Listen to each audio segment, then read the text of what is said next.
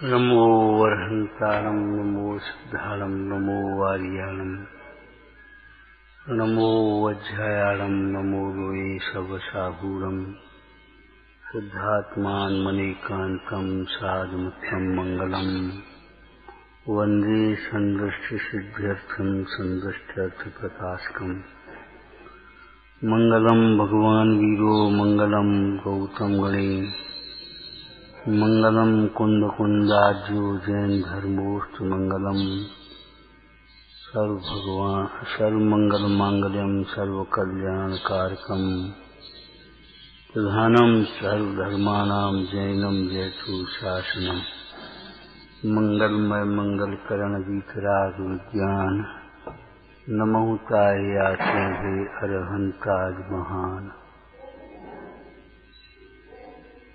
नमः श्री वर्धमानाय निर्धूत कल्लात्मने सालोकानां त्रिलोकानां यद विद्या दर्पणाय ते।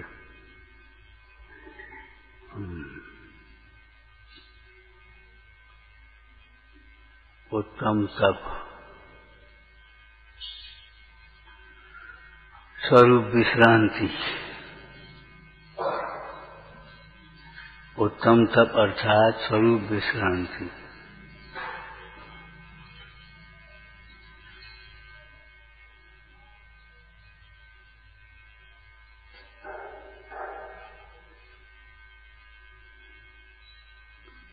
विचार करो, स्वरूप को समझे बिना स्वरूप में विश्रांति कैसे होगी।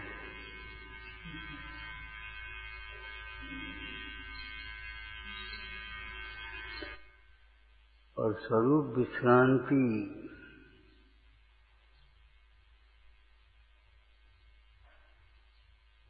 ऐसी आनंद रूप है,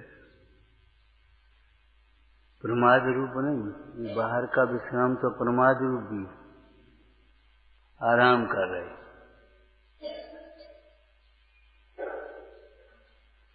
ये तो प्रमाद रूप है, लेकिन स्वरूप विश्रांति आनंद रूप है, अप्रमत्त भाव।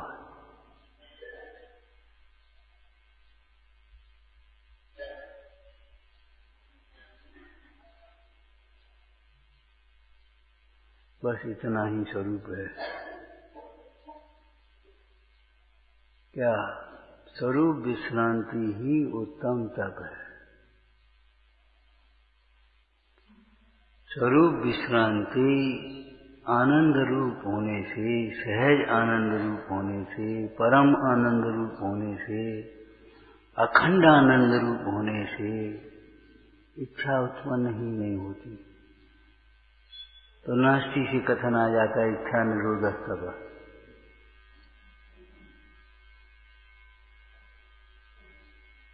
स्वरूप विश्रांति पूर्वक इच्छाओं का निरोध अर्थात उत्पन्न ही न होना, ये परमार्थ तप है। और इच्छाओं के निरोध पूर्वक स्वरूप विश्रांत होना, इच्छाओं को रोकते हुए, इच्छाओं की पूर्ति में ही न लगे रहते हुए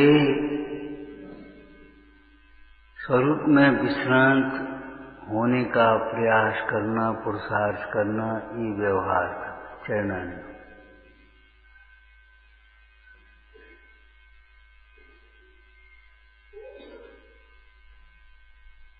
शैली समझ में आ गई।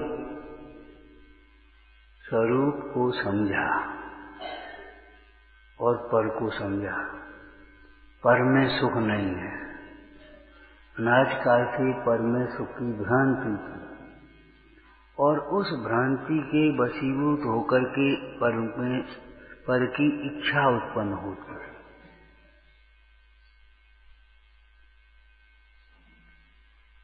एक दृष्टांत बताया आपको। कहीं कूड़ा हो तो उठा करके जेब में रखने का भाव नहीं होता। एक सिक्का पड़ा हो तो जेब में उठाने के रखते भाव, भले वो चोरी हो। जो सुंदर नहीं है उसे देखने का भाव नहीं होता, जो सुंदर है उसे देखने का भाव होता है।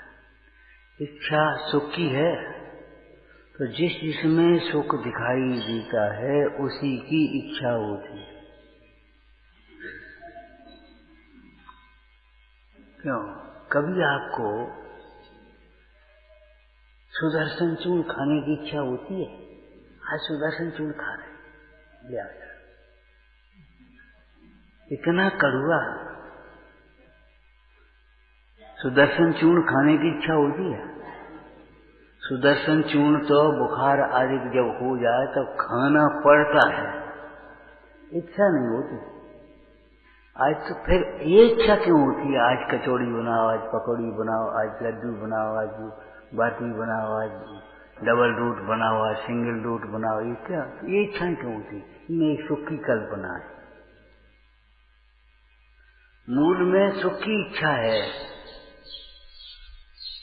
तो इस बहिरात्मा जीव को बाहर में सुख की मान्यता होने से बाहर के पदार्थों की इच्छा उत्पन्न होती है। कौन सी पदार्थों की? जिन पदार्थों में सुख की कल्पना। आपको उधर देखने का भी मन होता नहीं होता, और शुकर को ये लगता है ये आदमी उठे और बिस्टा खाऊं।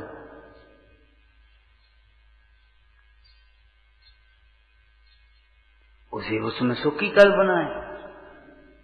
कुत्ते को हड्डी में सुख की कल्पना चबानी, आपको नहीं है तो उसकी इच्छा नहीं होती।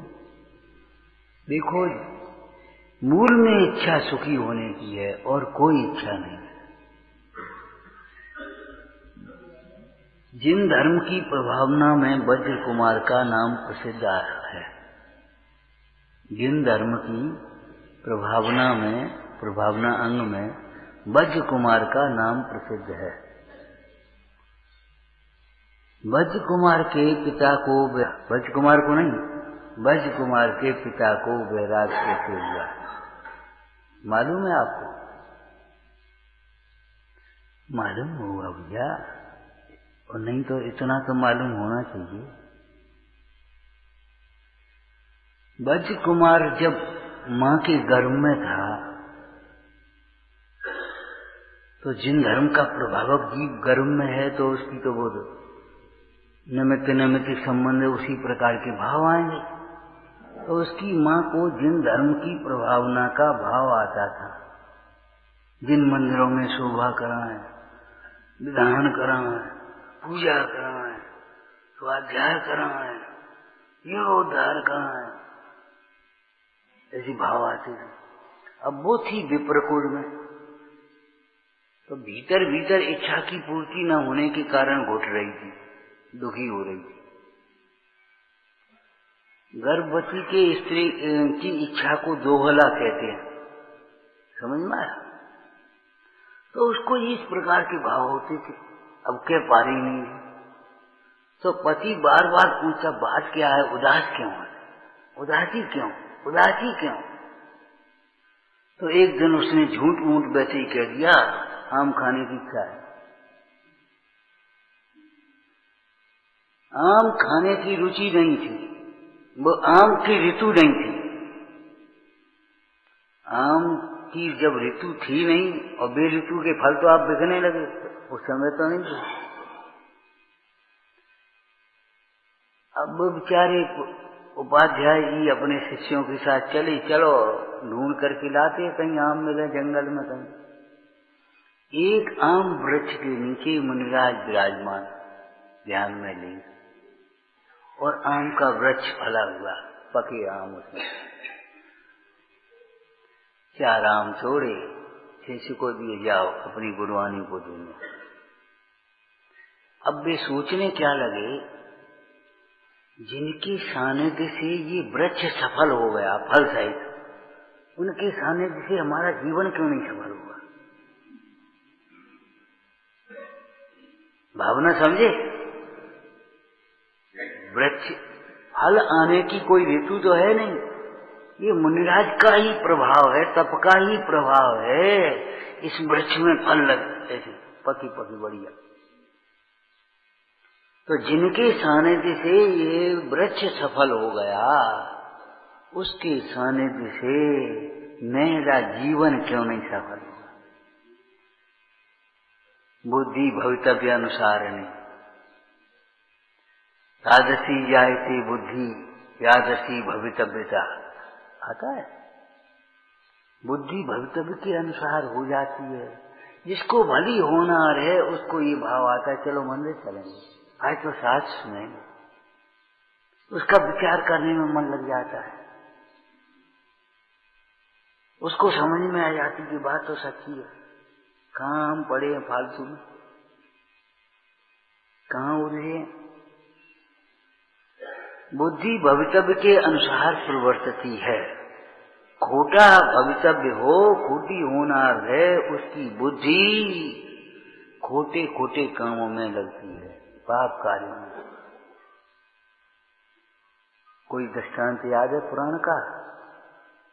उस राजा को दाह जरूर हुआ, भयंकर व्याकुल हो रहा। अज्ञानी व्याकुल ही होगा, क्या होगा? जिस समय ज्ञानानंद आत्मा विराजमान है उस समय भी देह का लक्ष्य करके आकुल व्याकुल हो गए तो तेरी ही खोटी होना आ रहे, हम क्या करें। जिस समय देह को देख करके व्याकुल हो रहा है उस समय आत्मा को देख करके आनंदित हो तो कौन रोक लेगा? किसका दोष होगा? तो व्याकुलता बेचारे थोड़ी दो छपकड़ियां लड़ रही ऊपर, तो एक को कुछ ऐसा हुआ उसमें से खून की बूंद एक गिरी और उसको बड़ी शांति सी लगी। इसी ग्रंथ में लिखा है जिसकी कुगति का बंद हो गया हो उसको ही अवक्ष औषधियों से लाभ दिखाई देगा।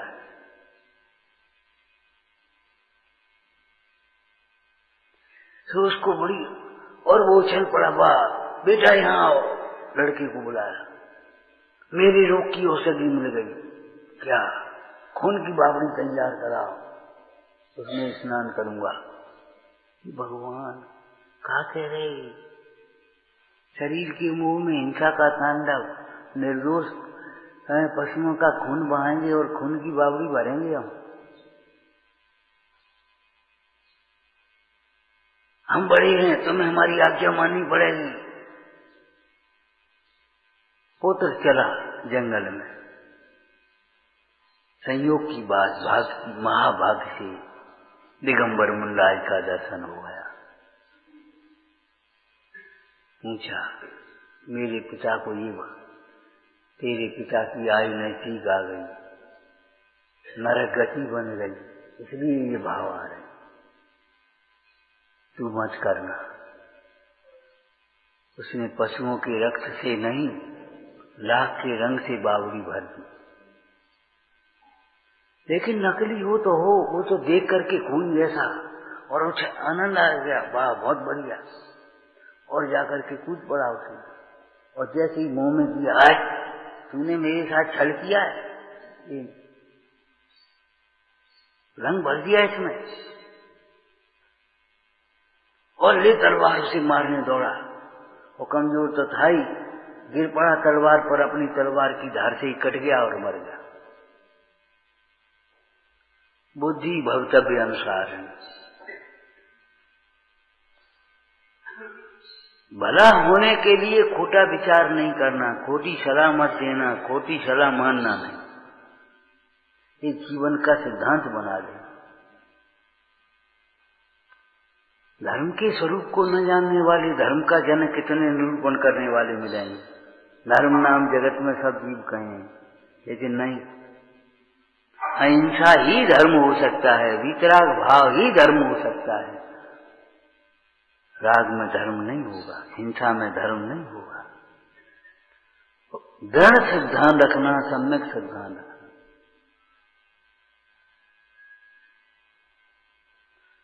तो आम तो उस शिष्यों को दे दिए और स्वयं वहां रुक गए। मुंडराज का ध्यान खुले तो इनके दो वचन सुनकर के तब हम जाएं। मुंडराज के समीप बैठी, मुंडराज का ध्यान टूटा, मुंडराज ने उपदेश दिया। जिज्ञासा से पूछने लगा, प्रभु मेरी स्त्री को ऐसी ऋतु में आम खाने की इच्छा क्यों होगी?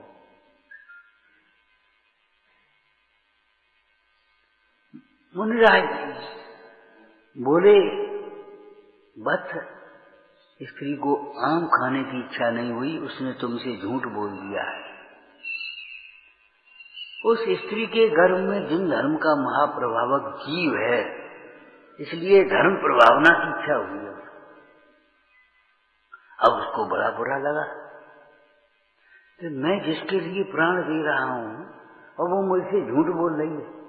ये तो मुंडाज की प्रताप से आम मिल गए, नहीं तो भटकता फिरता जाने कहां आम धरी थी। उसको वैराग्य हो गया और वहीं दीक्षा ग्रहण कर ली।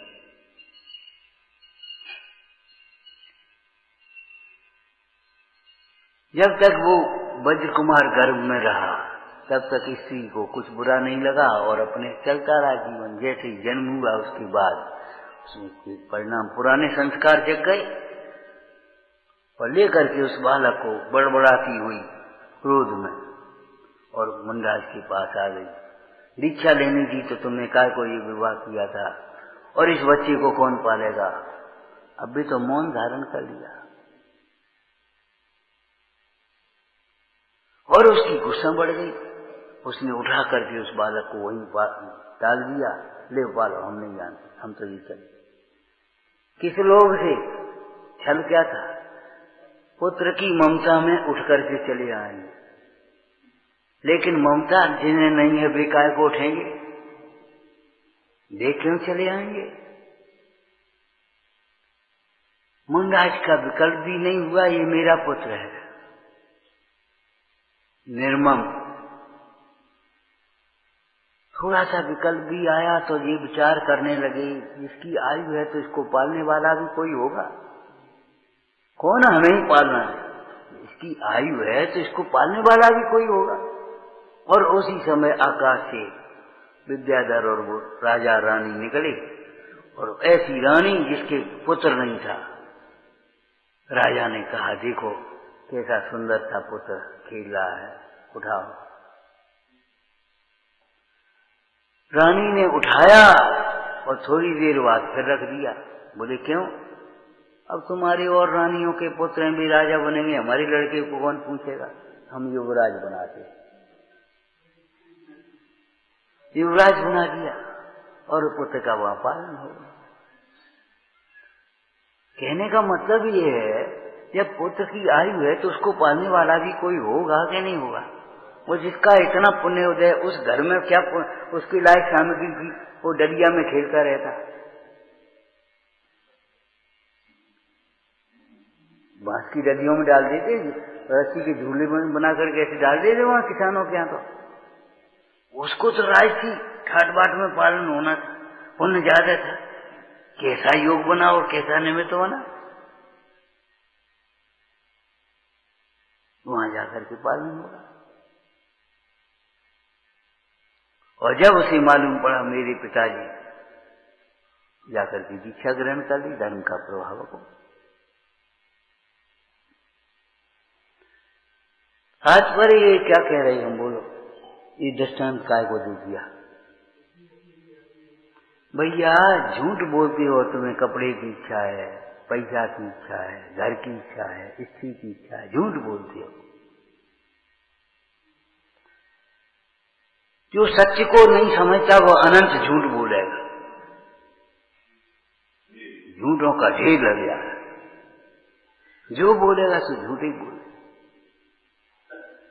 जगत के जीव जितने हैं उन सबको सुख की इच्छा है, सब ही सुख की इच्छा करें, आत्मज्ञान बिन सुख नहीं लाएं।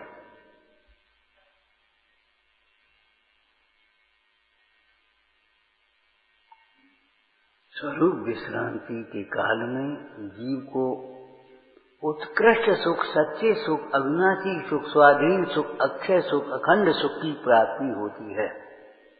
इसलिए वहां कोई इच्छा उत्पन्न नहीं होती। इसलिए नास्ति से कथन क्या आया? इच्छा निरोध स्तर।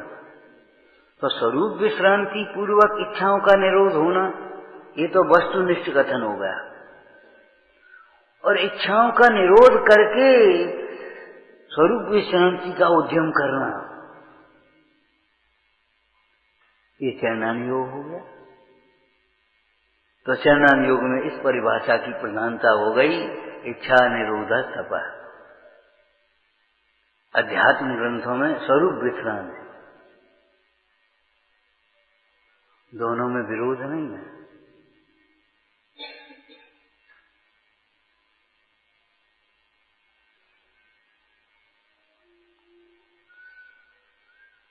विरोध नहीं है। स्वरूप विश्रांति के लिए इच्छाओं का निरोध होना चाहिए। अरे हमारा इच्छाओं का निरोध भी इच्छाओं की पूर्ति के लिए होता है। अज्ञानी जीव इच्छाओं की पूर्ति में सुख मानता है। लोभी कितनी इच्छाएं रोक लेता अपने। लोभियों का दमन योगियों से कम नहीं। चलो कौन सब्जी ला बैठी था, कौन बनाए। आलसी कितनी इच्छाएं रोक लेता है।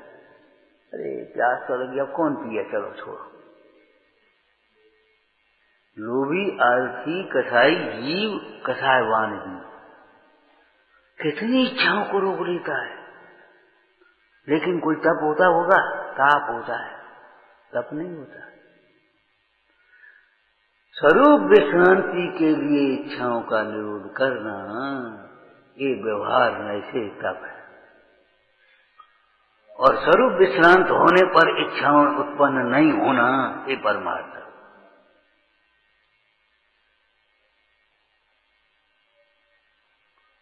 और पहले भी कहा था आपको, तप को शोधक अग्नि कहा है, फिर तप की शोधक वन्य जगे, कर्मों की कड़ियां टूट पड़े।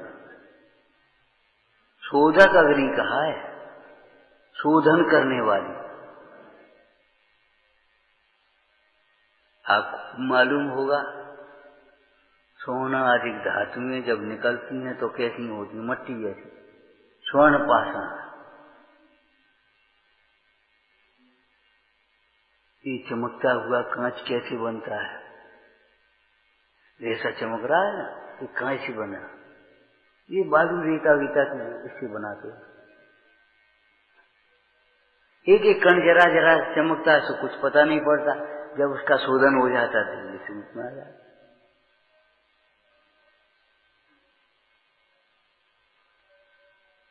स्वर्ण पाषाण का शोधन होने पर वह स्वर्ण प्रकट होता है, जो स्वर्ण तुम्हें आकर्षित कर रहा है। ओ इतना चमकदार। अगर उसके मूल रूप को देखो तो कैसा है, माटी जैसा है। और इन चमकीले हीरों को, चांदी को, सोने को भी माटी जैसा समझते हैं, वे ज्ञानी हैं। धूल है, माटी।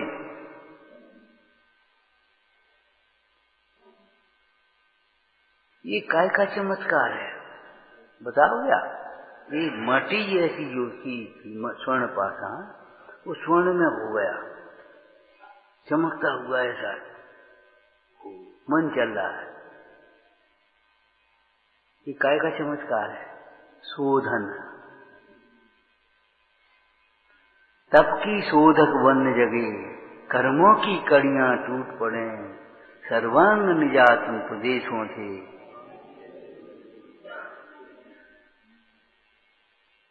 आपको मालूम है शोधन के चमत्कार?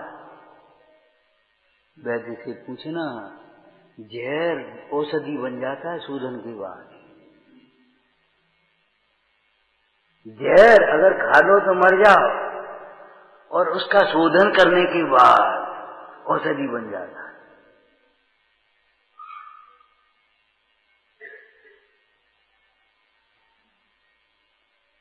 आपको नहीं मालूम होगा, वैद्यों से पूछ लेना। होता है कि नहीं?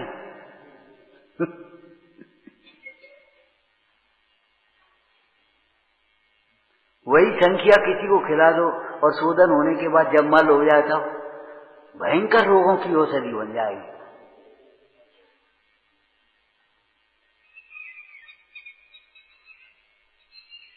वही गंधक, वही कुचरा, सब जहरीले हैं, लेकिन शोधन करने के बाद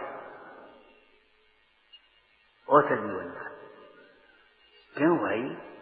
जब वे जहरीले पदार्थ शोधन के बाद औषधि बन सकते हैं, तो हमारे ज्ञान का शोधन हो जाए तो जी बताओ, हमारा ज्ञान मुक्ति का कारण क्यों नहीं बन सकता?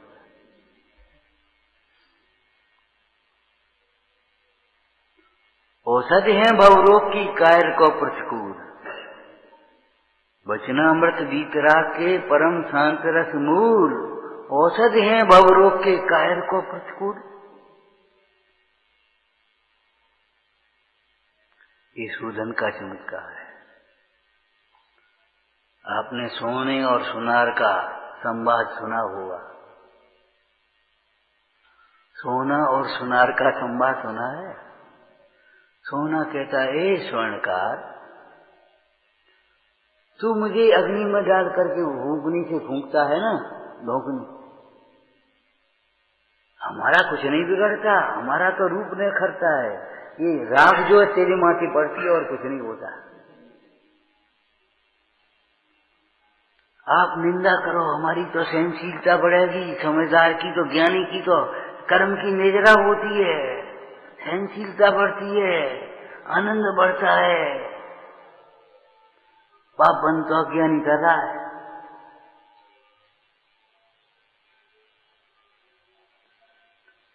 क्लेश संक्लेश के निमित्तों को निर्जरा का निमित्त बनाना सीखो।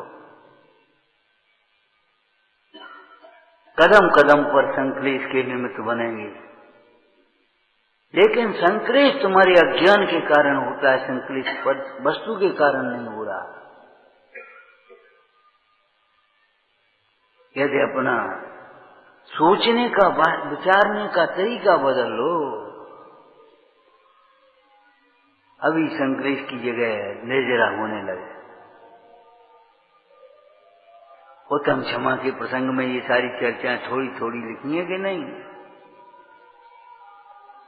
अगर कोई गाली दे रहा है तो मेरे कर्म की निर्जरा का निमित्त है, मेरा बोले फिर रहा, हमें क्या फर्क पड़ता है, मुझे तो दे नहीं रहा।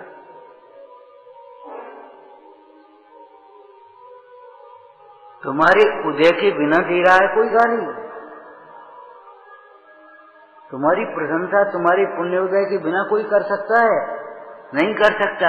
तो प्रशंसा में तुम क्या को फूल रही है? पुण्योदय की प्रशंसा है, तुम्हारी नहीं है। ये पापोदय की निंदा है, तुम्हारी नहीं है।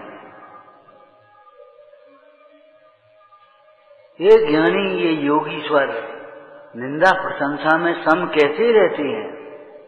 ऐसे ही सर, एक बहुत सुंदर प्रवचन सारजी में चर्चा आई है। इनमें अनात्म धर्मत्व समान है। निंदा और प्रशंसा दोनों सम है।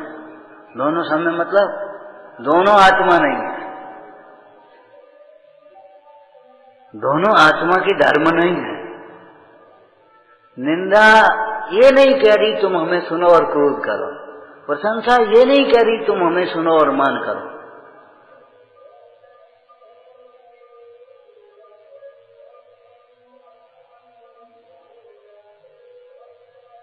दोनों समान रूप से ज्ञान के गेय हैं, भिन्न गेय हैं, परगेय हैं।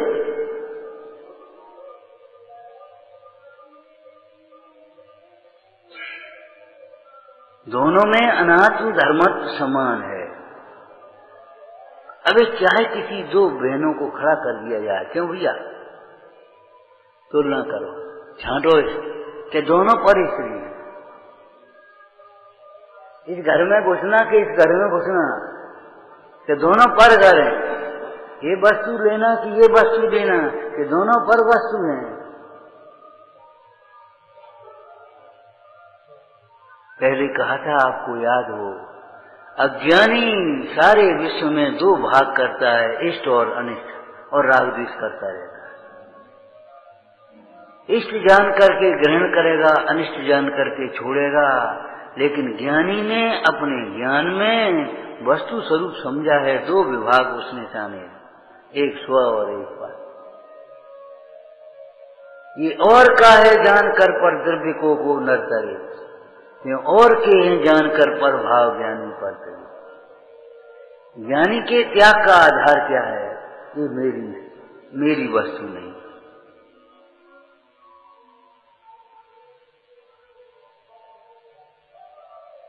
इतनी भ्रांति तप के संबंध में पाल रखी है। भूखे रहने का नाम तप मान लिया, हमसे भूखा नहीं रहा। अरे पढ़ो तो सही, भूखे रहने का नाम तप नहीं है। तृप्त रहना, जहाँ भूख लगती ही नहीं है, भूख की आकुलता होती ही नहीं है, उसका नाम तप है। और ये तो एक तप है, बाह्य तपों की बात जो अनशन आदि की बात है, बादमा की बारे तब पढ़ो। बड़ी सुंदर लाइन लिखी पंडित जी ने, भगवान का कहा हुआ तप किसी के भी करने को अशक्य नहीं है। रोगी, निरोगी, बालक, वृद्ध, धनी, निर्धन, सब कर भगवान के द्वारा किया हुआ सब किसी के लिए अशक्य नहीं। आपको ये भ्रांति हो गई तप के लिए शक्ति चाहिए, और जिनागम कह रहा है तप से शक्ति आती है। तप के लिए शक्ति नहीं, तप से शक्ति आती है।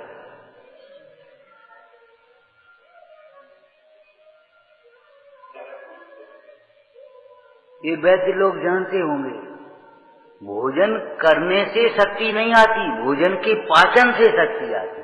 पचता कितना है, हम खाते कितना है, ये महत्व की बात नहीं है, पचता कितना है। अगर पचता नहीं है तो रोगी हो जाते हैं, और पचता है तो स्वस्थता की ओर बढ़ जाते हैं। वही भोजन आपको शक्ति देने लगे। बोलो आप। स्वाध्याय के संबंध में भी यही लाइन आपने पढ़ी होगी, वाचन से पाचन श्रेष्ठ है। अरे भोजन का ही पचाना नहीं, तत्व का पचाना भी सीखो। और पाचक शब्द किसके अर्थ में प्रयोग होता है? आपने पढ़े होंगे, अग्नि के 3 गुण, अग्नि के 3 गुण कौन कौन से? पाचक, प्रकाशक और दाहक। पाचक कौन से अर्थ में प्रयोग होता है आप बता? श्रद्धान के अर्थ में, प्रकाशक ज्ञान के अर्थ में, और दाहक चारित्र के अर्थ में।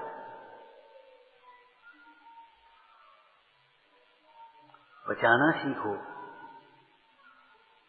जो हम जानते हैं, सुन रहे हैं, उसको मानना सीखो, उसका श्रद्धान करना सीखो।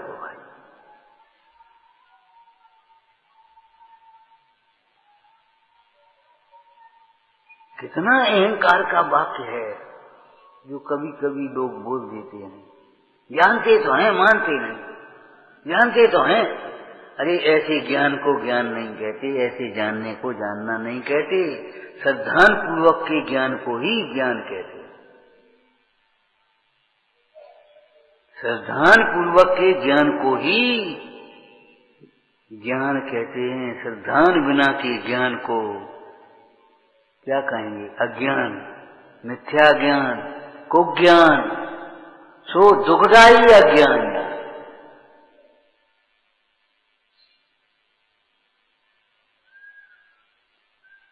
तप शोधक अग्नि के समान है। समझ गए? कोई पहले चर्चा की थी पिछली बार, याद है भाई? नहीं, क्या करते हो? वैसे ही बाकी बैठ जाते हो। अरे बांचने के लिए पढ़ करके सुन, विचार करके बैठो, सुनने के लिए पढ़ करके विचार करके बैठो। क्या कहा था? मिट्टी के घड़े में जल धारण करने की शक्ति तो है, लेकिन वह शक्ति मिट्टी का घड़ा जब अग्नि में प्रविष्ट हो जाता उसके बाद होती है, कच्चे घड़े में नहीं। कच्चे घड़े में अगर पानी भर दिया जाएगा, घड़ा गल जाएगा। और जब वही घड़ा पक जाता है, उस घड़े में जल भरो, रोज भरो, शीतल। ये शक्ति थी कि नहीं, लेकिन आई कब? जब अग्नि में पकने।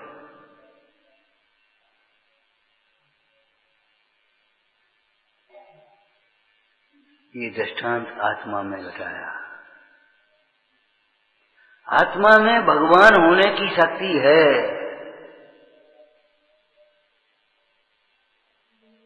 कि नहीं है? लेकिन शक्ति कब प्रकट होती है? जब तप की शोधक बनने लगे।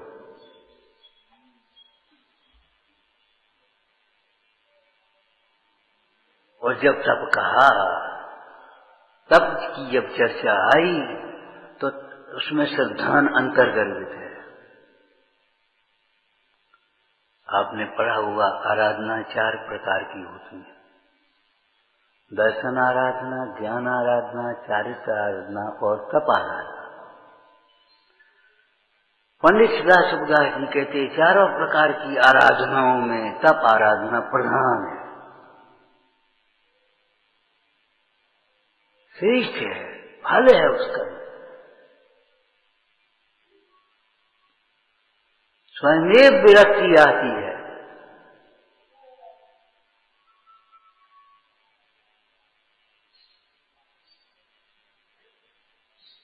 इच्छाओं की पूर्ति के लिए इच्छा का निरोध कर लेना, ये कोई तप नहीं है। स्वरूप विश्रांति के लिए, स्वरूप की प्राप्ति के लिए इच्छाओं का निरोध करना, वह उत्तम तप है, व्यवहार समय से कहलाता है।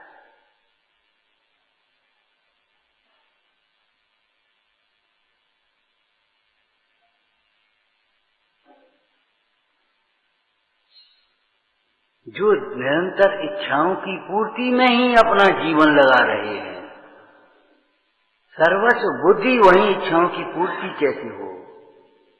आप क्या जानते हो? लोभ पाप का बाप बखाना, इच्छा को लोभ कहा है। प्राप्त करने की इच्छा का नाम लोभ है। और लोभ में तीनों कथाएं अपने आप आ जाती हैं, अपने आप आ जाती हैं। जब वस्तु की इच्छा होती है प्राप्त करने की, तो इच्छा, जब तक वस्तु प्राप्त न हो तो क्रोध आता है। तुम्हारी इच्छा थी कि हम खाएंगे इस लड्डू को, और कोई आया सो उसने उठा करके खा लिया। अब आपको गुस्सा आया, तूने कैसे खा लिया? तुम कौन होते हो? हमने अपने लिए रखा था। क्रोध क्यों आया?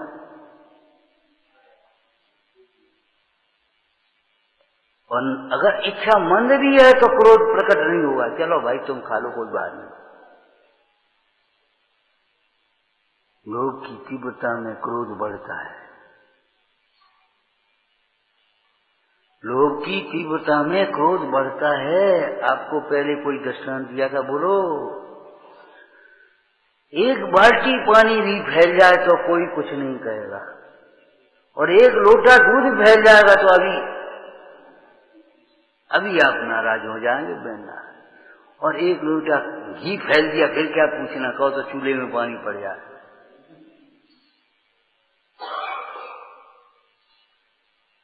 ₹500 का नुकसान कर दिया। रुपया दिख रहा है ना उसको, वहां उसको ₹50 का, 1 लोटा दूध में ₹50 का नुकसान कर दिया। कैसे चलता है पानी? अगर आप ये भी कहोगे भैया पानी क्यों फैला है, अरे फैलते ही रहते हो, काय को पूछना कर रहे? धर्म का लोभी नहीं है, अहिंसा का लोभी नहीं है, लेकिन वो घी का, दूध का, रुपए का लोभी है ना, तो उसको कैसे? सीता को प्राप्त करने की इच्छा ने सारे जीवन में कितने दुर्गुण भर दिए। एक दिन की बात है, आपसे कहा भी था पहले, कवि और लेखकों की कल्पनाएं कहां पहुंचती हैं, सोचो। एक दिन की बात है, सीता के सामने रावण खड़ा है। रावण ने कहा, हे सीते, तू इतनी उदास क्यों है? जी बता, मेरे में कमी क्या है? मेरे में कमी क्या है? अब वह महासती क्या बोले, फिर भी बोलने लगी, हे दशानन, तू पूछ रहा है तेरे में कमी क्या है? अरे तेरे जिन वचनों का विश्वास नहीं है, तेरी दृष्टि पर तुझे शील नहीं है, शील का आदर नहीं है, तुझे भाइयों का प्रेम नहीं रहा। विभीषण से भी बैर हो गया, हठी हो गया, किसी की नहीं माने, मंत्रियों की नहीं माने, मंदोदरी की नहीं माने। कामातुराणाम न भयम न लज्जा। मंदोदरी की नहीं माना, मंत्रियों की नहीं माना, सब कह रहे नहीं माना, भाई की नहीं माना, निकल जा मेरी राज्य में। मेरी राज्य में रहता, अहंकार आ गया, हटो, जिद बढ़ गया, क्या कमी नहीं। जिस दिन सीता में सुख की कल्पना की, उस दिन से कमी कमी आ गई। विषयासक्त चित्ता नाम गुणों को वाना न सकी। विषयासक्त जीव के ऐसा कौन सा गुण है जो नष्ट नहीं हो जाता?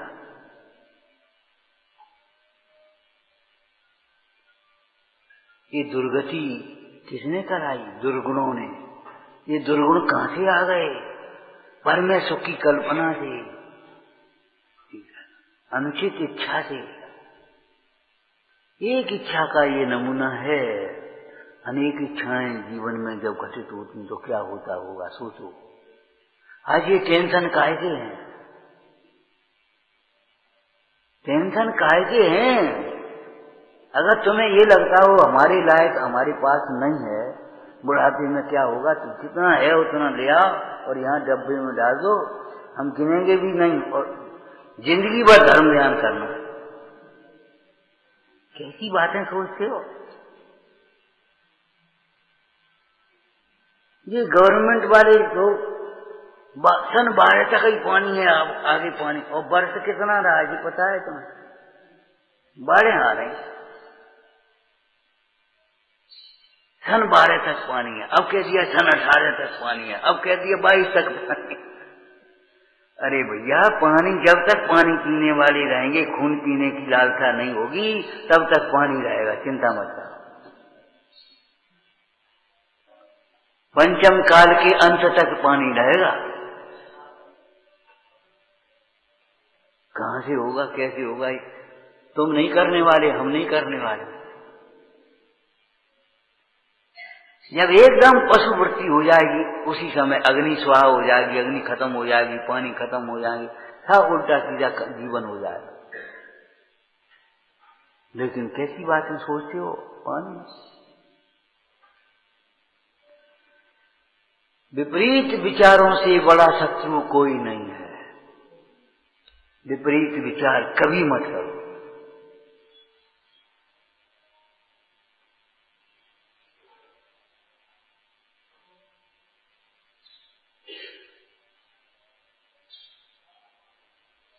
चार आराधनाओं में सब प्रधान है, और जिसकी पाचन शक्ति ठीक है उसको चाहे कुछ खिला पिला दो, सब ठीक पच जाएगा।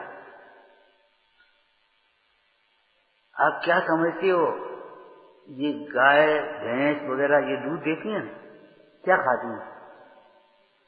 कितना दूध पीती हैं, कितना घी खाती हैं? भूसे में से घी निकलता, पाचन का दाम, पाचन का चमत्कार है। भूसा खा रही हैं, आज बेचारों को खाने पीने को भी क्या है, भूसा खा रही और घी निकल रहा है। पाचन की, और ये घी पी रहे और तो उल्टी आंव बन रही है।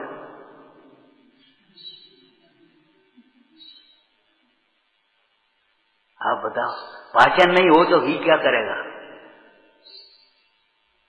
पाचन नहीं हो तो घी क्या करेगा? पाचन सुधारो।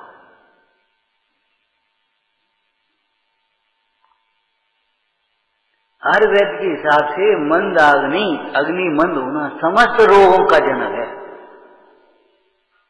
और अग्नि को प्रदीप्त करना, अग्नि को ठीक करना, ये सबसे बड़ी चिकित्सा है।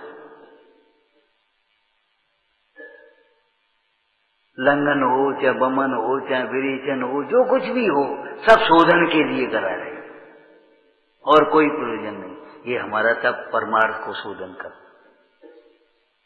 वह शरीर के शोधन की बातें हैं, यहाँ आत्मा के परिणामों के शोधन की बात है। और आपको मालूम है, परिणाम सुधरने पर क्रिया सुधरती है। आत्मा का शोधन होगा तो शरीर का शोधन अपने आप हो जाएगा। अरे जैन चरणान योग के व्यवहारिक नियम भी इतने हैं, अपने आप शोधन होता रहे। रात को कुछ नहीं खाओ, 2 ही टाइम भोजन करोगे, 1 टाइम भोजन करोगे, अनशन करोगे, ऊन उदर करोगे, रस परित्याग करोगे। अब जी बातें सब छोड़ते रहे तो बीमार होने लगे।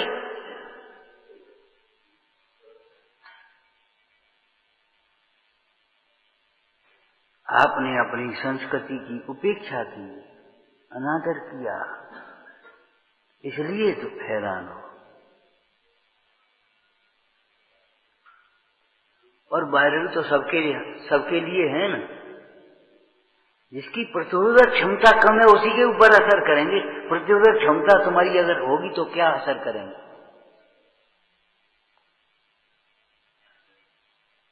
पंचेंद्रिय के विषय कहाँ नहीं है, लेकिन पंचेंद्रिय के विषय रहते हुए भी जो आत्मा को अपना विषय बनाते हैं, आत्मा में विश्रांत होते हैं, वे जितेंद्रिय होते हैं या नहीं?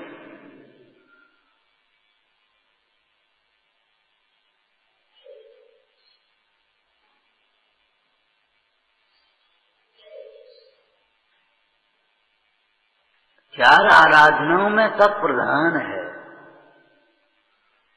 और क्या लाइन लिखी थी? ये भगवान के द्वारा किया गए तप किसी को अशक्य नहीं, सब कर सकते, छोटे बड़े गरीब अमीर सब कर देंगे। भावात्मक दृष्टि से देखना,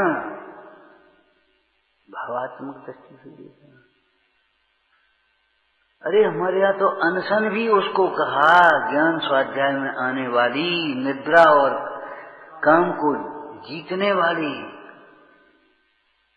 के लिए, जीतने के लिए 4 प्रकार के आहार का त्याग किया, उसका नाम अनशन तप है। पेट खराब है, आज कुछ नहीं खाया तो अनशन तप नहीं हो जाएगा, न उन्नोदर हो जाएगा, कुछ नहीं होगा। शरीर के अपना जानने वाले जीव को एक भी तप नहीं होता। शरीर से भिन्न आत्मा समझने वाले ज्ञानी को ही तप होते हैं। अगर आपको तपस्या की भावना है तब तो करना चाहिए। अरे करना चाहिए तो देह से भिन्न आत्मा को समझो।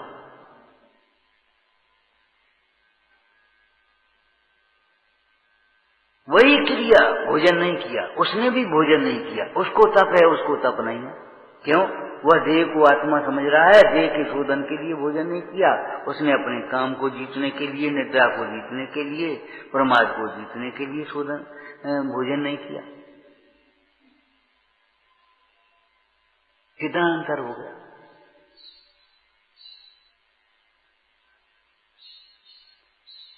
कौन शक्कर लाए? फीका दूध पी लिया, और एक डायबिटीज के कारण से फीका दूध पी लिया, और एक रस पर त्याग करके फीका दूध पी लिया। कितना अंतर है तीनों में। अरे ये मजबूरी का धर्म नहीं है, विवेक पूर्वक होने वाला धर्म है। यहाँ कोई पराधीनता और मजबूरी नहीं है। स्वाधीन तप का अर्थ स्वाधीनता है।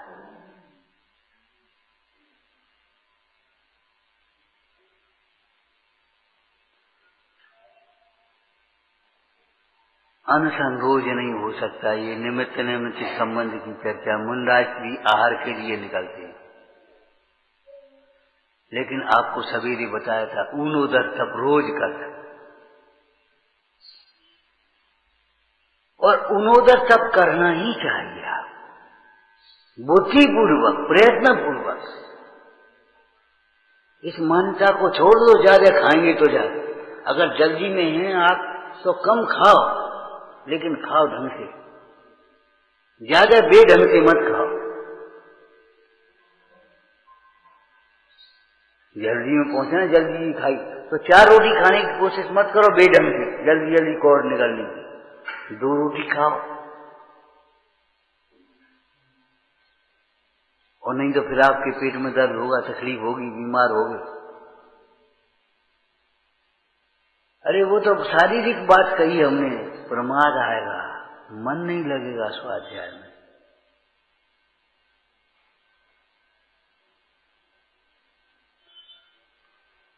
ऊनोदर, कुछ पेट खाली रह गया तो काय के लिए रह गया ऊनोदर में, ये बताओ। पढ़ाया आपने? मुंडाई नित्य ऊनोदर ही करते हैं। जिस समय जिस दिन उपवास नहीं करते, आहार करते, उस दिन भी ऊनोदर करते हैं। क्या कितना ऊनोदर? जितना बन जाए, उसका नियम नहीं है, लेकिन ऊनोदर करते हैं। और वैसे नियम भोजन का ऐसा दिया उन्होंने कि आधा पेट भोजन, 1/4 पेट पानी और 1/4 पेट खाली, ये उसका रेशियो बना दिया। काहे भाई, जब जाकर के सामाय करना सोना थोड़े ना। अगर आप भरपेट भोजन कर लोगे तो सोने की जरूरत पड़ जाएगी। अगर आप ज्यादा भोजन कर लोगे, आपको प्रमाद आएगा ही आएगा। आप बैठोगे और ऐसे होंगे। आहार किया और चले गए जंगल में, भोजन का पाचन हो गया, जाकर के बैठे। एक से दूसरी जुड़ी हुई क्रिया है। आज बीमारियां क्यों बढ़ रही हैं त्यागियों में? खाने पीने का विवेक नहीं रख पा रहे।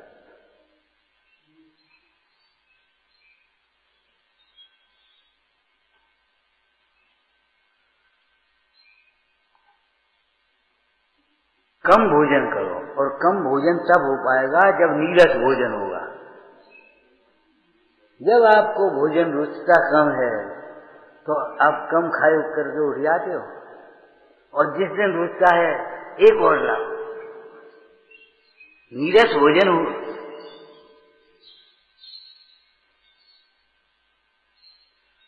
जिसको भोजन की रुचि टूट गई वह अल्पाहारी होता है, साधक होता है, विद्यार्थी होता है, कुछ भी कहो।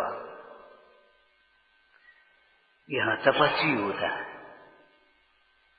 तपस्वी, मनस्वी, यशस्वी, ये शब्द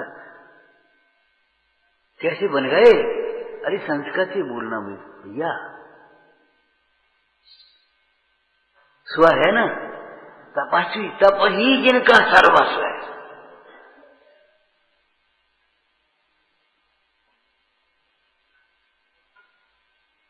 मन के जो स्वामी है, मन के अधीन नहीं है, मनस्वी,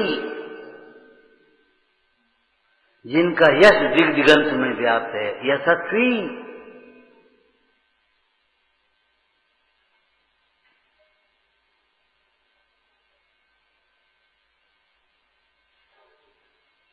ऊनोदर के लिए आपको नीरस भोजन की जरूरत पड़ेगी, सात्विक भोजन की जरूरत पड़ेगी।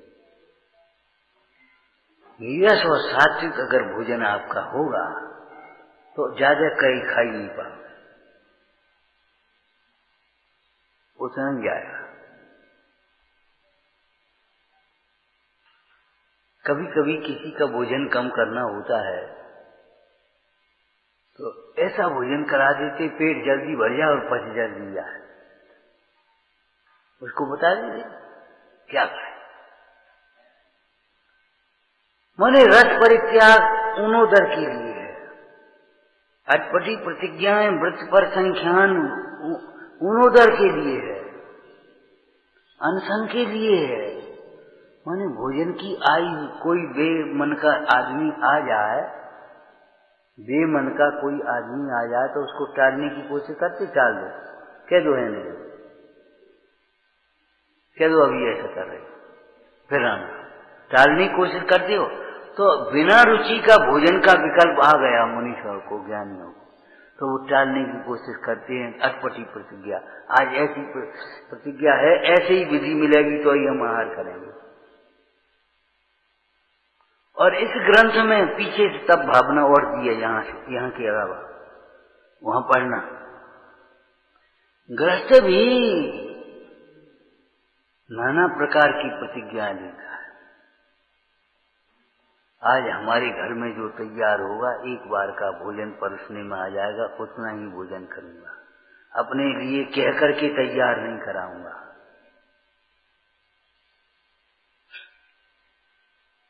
मैंने गृहस्थ नहीं कर सकता ये नहीं कह रहे,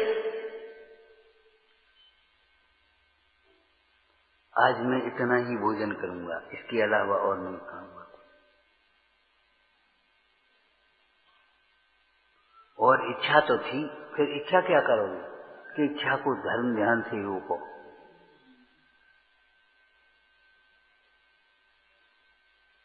सवेरे से शाम तक घर का होटल बनाओगे और उसी में लगे रहोगे तो स्वाध्याय कब करोगे भैया, ध्यान कब करोगे, चिंतन कब करोगे। और सो भी ऐसा होटल बना लिया कि जहां किसी के लिए कोई जगह ही नहीं, व्यवस्था ही नहीं। मुंडाज की बात तो अद्भुत है, आप जैसे चले जाओ तो सोचना पड़ेगा। अचानक उसी टाइम पर आना हो जाए किसी साधर्मी का भी तो सोचना पड़ेगा।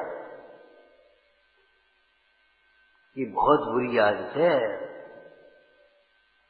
आप अपनी सामग्री, रसोई बड़ी व्यवस्थित, अच्छी व्यवस्थित,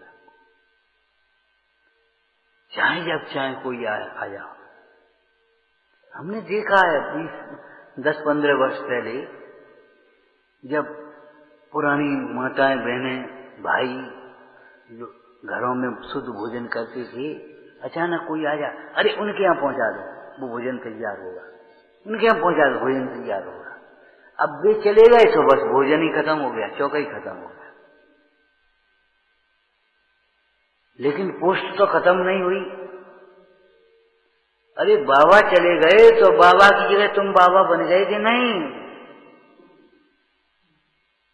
अम्मा चली गई तो तुम अम्मा बन गई कि नहीं? लेकिन बस मोह से बनी है, भीतर से तो नहीं बनी। ये दिक्कत ही है। अम्मा की जायदाद तुम संभालोगे, पिता की जायदाद तुम संभालोगे, तो इस पिता की संस्कृति को, माता की संस्कृति को कौन संभालेगा? हम संभालेंगे। ये जिम्मेदारी है आपकी। श्रावक का पुराना नाम है श्रमणोपासक। श्रावक का पुराना नाम क्या है? श्रमणोपासक, श्रमणों का उपासक।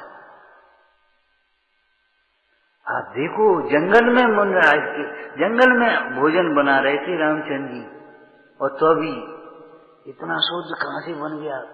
अरे इतना मत करो, जाएगा उसको हुआ मत बनाओ।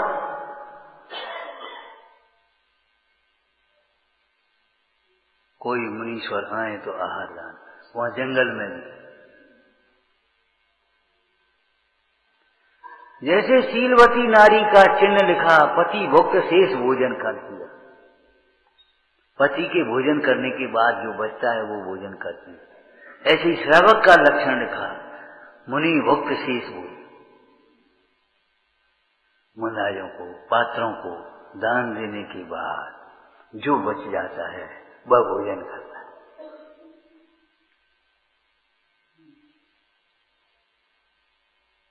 आज आपके जीवन में इसीलिए तो शांति नहीं है।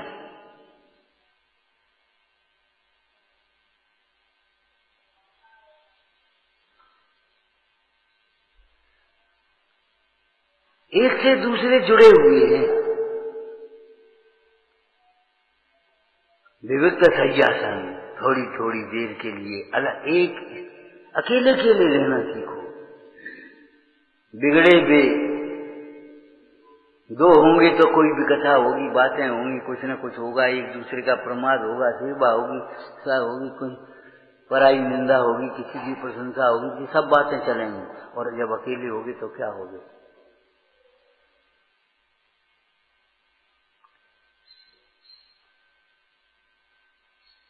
ये तो तीर्थ क्षेत्र की बात है, सब घर छोड़ करके आ ही गए। लेकिन हमने देखा है, जब हम छोटे थे, जब ऐसे ही पर्व होते थे, लोग घर छोड़ करके मंदिरों में सोते थे, ले चटाई अपनी मंदिर में पड़ा, 10-10 दिन दुकान बंद, घर के चूल्हे बहुत वैसे सीमित हो गए और दुकानें बंद, अपने वहीं सो रहे। और गांव-गांव चिट्ठी भेजते थे, भैया व्रत कर जाओ, व्रत कर जाओ, यहाँ विद्वान आए हैं तो सुनो, और यहीं भोजन करना। और एक एक चौके में 10-10 लोग, 5-5 लोग, 4-4 लोगों को भोजन कराते थे। इनकी जैसी सामर्थ कहाँ चला गया हमारा बादशाह?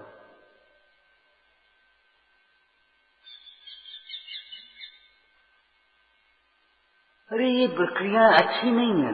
वात्सल्य भोज नाम लिखा है आपका, वात्सल्य भोज नाम लिखा है, और वहां वात्सल्य का काम ही नहीं, कोई परोसने वाला ही नहीं, उठाओ खाओ इनको मनो।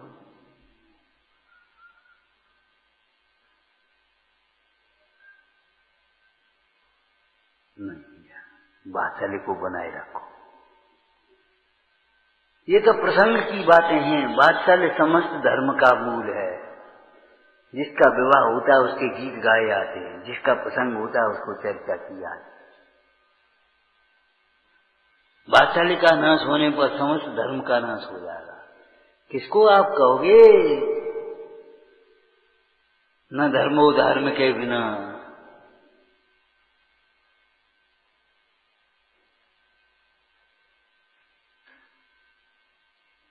काया में थोड़ी बहुत क्लेश आता है, शरीर में रोग आदि आते हैं, सहन करना नहीं सीखो। आज एक उल्टी बातें आ गई, जल्दी ठीक करो, जल्दी ठीक करो, बाद में जो होगा सो देखा जाएगा। नहीं भैया, बाद को देख करके चलो। जल्दी गाड़ी चलाना अपराध है कि नहीं? जल्दी जल्दी भोजन करना अपराध है कि नहीं? जल्दी जल्दी पढ़ो तो अशुद्ध पढ़ोगे कि नहीं? जल्दी जल्दी पढ़ते जाओ तो अशुद्ध पढ़ पाओगे आप, अशुद्धि हो जाएगी अपने आप। उतावलापन मत करना। उत्साह होना अलग बात है, उतावलापन होना अलग बात है। ज्ञानियों को उत्साह होता है, ज्ञानियों को उतावलापन होता है। जल्दी ठीक करो, जल्दी ठीक करो, और जल्दी ठीक करो है, उन दोषों का पाचन होगा तभी ठीक होगा। घबराओ मत, थोड़ी सहन करना सीखो। इसका नाम क्या है? काय क्लेश नाम का था। ये बाहर से दिखाई देते इसलिए इनको बहिरंग तप कहा। इनमें कथनचित किसी अपेक्षा से शारीरिक शक्ति की भी अपेक्षा मानी जा सकती है, लेकिन अंतरंग तपों में तो शारीरिक शक्ति की कोई अपेक्षा नहीं। अपना दोष लगने पर प्रायश्चित अवश्य करो, आदत डालो।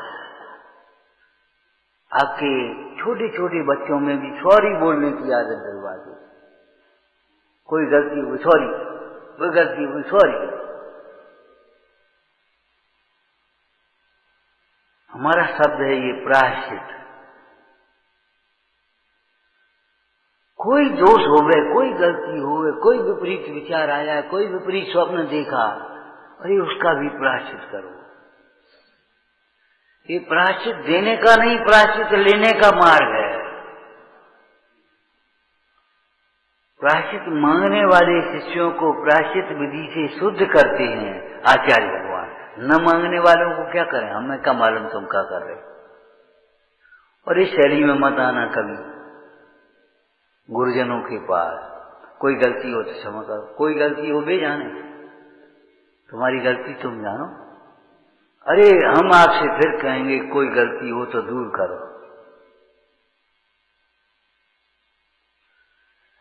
इस जिनवाणी में, गुरुओं में और सामान्य लोगों में यही तो अंतर है। सामान्य लोग दोषों की निंदा करते हैं और हमारे गुरुजन दोषों को बताते हैं और दोष दूर करने का उपाय भी बताते हैं। केवल दोषों को ही नहीं बताते, दोष दूर करने का उपाय बताते।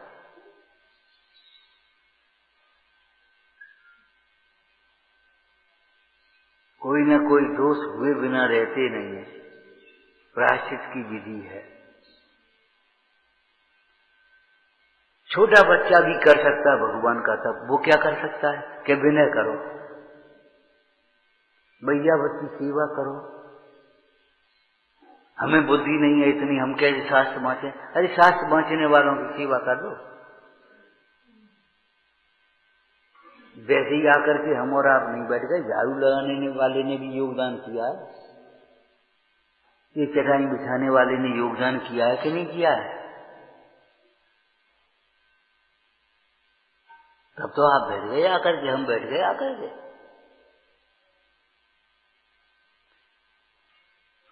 कि नहीं, उसका कुछ नहीं, वो तो एक वैसे ही है। नहीं भैया, प्रायश्चित, विनय, वैयावृत्ति और उसके बाद फिर स्वाध्याय, परम तप। क्योंकि स्वाध्याय के बिना तो ध्यान भी नहीं होता, ममता नहीं टूटती, इसलिए स्वाध्याय बीच में होने पर भी परम तप का। पहले आपसे कहा था परम तप क्या है? ध्यान है। लेकिन स्वाध्याय के बिना ध्यान नहीं होगा, ज्ञान के बिना ध्यान नहीं होगा। पहले भेद ज्ञान चाहिए। अरे मिश्री का स्वाद लेने के लिए भी भेद ज्ञान चाहिए। एक चीज दिखाई दे रही है, नमक और मिश्री और फिटकरी और पत्थर, एक से दिखाई दे रही, भेद ज्ञान चाहिए आपको। कैसा भेद ज्ञान चाहिए? यह मिश्री ही है, अवश्य मिश्री है, इसके आस्वादन से मेरा मुंह मीठा होगा। यह आत्मा ही है, अवश्य आत्मा ही है, इसकी आराधना से मैं सुखी होऊंगा।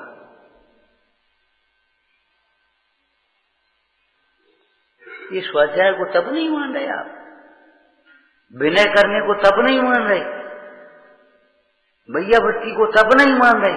क्या करते हो? प्रायश्चित, विनय, वैयावृत्ति ये तप है, और सामान्य तप नहीं, अंतरंग तप है। बहिरात्मा इनको तप नहीं समझता। अंतरंग तप क्या है? बहिरात्मा इनको तप नहीं समझता, इनको तप समझते हैं अंतरात्मा, अंतर्ज्ञान।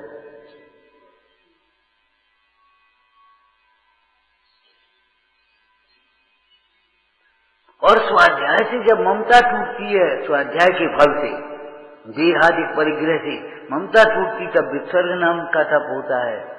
और जब ममता टूटती है तो ध्यान में एकाग्र योग होता है। क्रम भंग नहीं कर पाओगे आप। अच्छा एक बात बताओ, अपना दोष ही नहीं मानने वाला तब क्यों करेगा? ये कपड़ा धो लो भैया, अभी क्यों मैला है? जब मैला समझोगे तब तो धोगे, मैला समझोगे ही नहीं तो धोगे क्या को? जब अपना दोष ही समझ में नहीं, हमारा क्या दोष है, हमारा क्या दोष है, हमारी क्या गलती है, एक हमने लटके झटके की बातें सीख ली दो।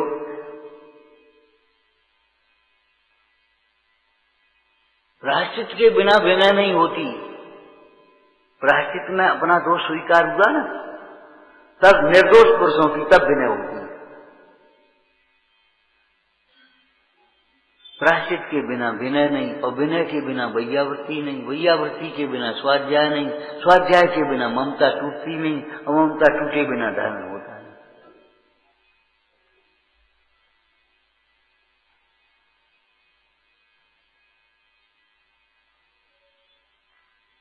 आज सबका दिन आया है, क्रम में कौन के बाद आ गया? संयम के बाद। बिना संयम के जब तक तुम्हारा मन का संयम नहीं है, वचन का संयम नहीं है, काया का संयम नहीं, इंद्रियों का संयम नहीं, तपस्या क्या करोगे? खेल खिलौना थोड़ी है ये तब, रूढ़ी की क्रिया थोड़ी है तब। 4 प्रकार के भोजन का त्याग करना संयम तब है, अनशन नहीं। विषय कथा आरो त्याग यतु, आपकी 5 इंद्रियां और मन बस में पूर्वक 4 प्रकार की इच्छाओं का त्याग हुआ तब सही, तब कहलाएगा अनुसंधान का। और मन बस में नहीं है तपस्वी कायदे,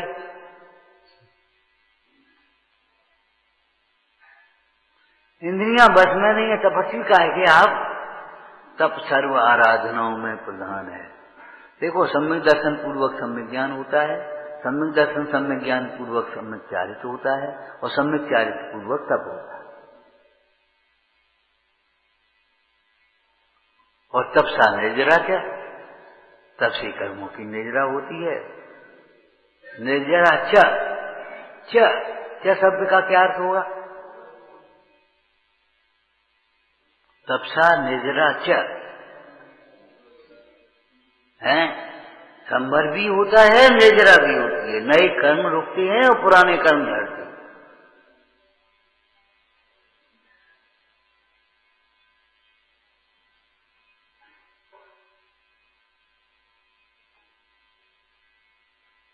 पुण्यासक जो होता है, तपस्वी जो देह छोड़ करके स्वर्ग जाते हैं, ये तो व्यवहार तप की चर्चा है, व्यवहार तप का फल है।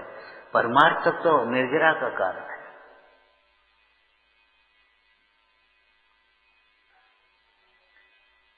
तब आचरण करने योग्य है, एक आचरण का विषय है। श्रद्धान तो करो, समझो तो तब है क्या। और अपनी शक्ति को विचार करके, अपनी सामर्थ्य को विचार करके हम कैसे तप कर सकते हैं, इस बात को सोचो। ये तो मुनिराजों की चीज है, ये मत कहकर के टालो। हम कौन सा तप कर सकते हैं और कितना तप कर सकते हैं, कैसे तप कर सकते हैं, हमारा जीवन सफल कब होगा। उस तप को अपने अंतरंग में घटाने का प्रयास करो। विचारना, स्वाध्याय के बिना 12 तप समझे भी नहीं जा सकते, किए कहां से जाएंगे। स्वाध्याय के बिना 12 तप समझे भी नहीं जा सकते, किए कहां से जाएंगे। स्वाध्याय के द्वारा 12 तपों को समझे भी जाएंगे और किए भी जाएंगे।